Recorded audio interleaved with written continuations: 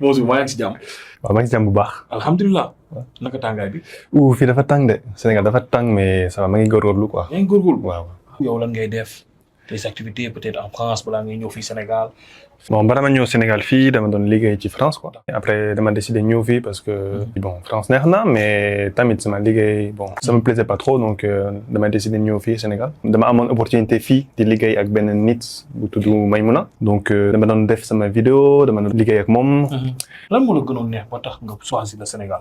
Sénégal bon en fait c'est un peu hasard là quoi parce que ci atum 2018 dama daje ak donc sama xarit Maymuna m'a proposé ñëw fii pour liggéey ci benn association quoi donc def na ñaari semaine ci benn association bu nekk ci région Fatick quoi benn dëkk séeréer après dama décidé ñëwaat plusieurs fois et ensuite dama décidé dëkk fii carrément quoi. dëkk fi carrément waaw waaw. et dëkk fi carrément est-ce que nekk na loo xamante ne c'était facile.